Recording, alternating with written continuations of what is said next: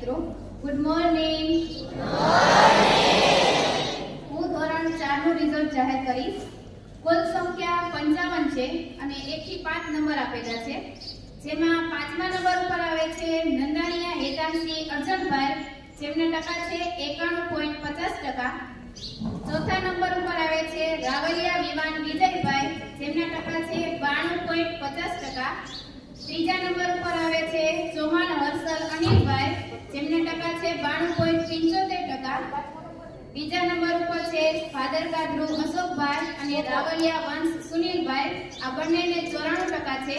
અને પ્રથમ નંબર ઉપર આવે છે ભારવાડિયા જીએસ લક્ષ્મણભાઈ, જેમના ટકા છે 96.00.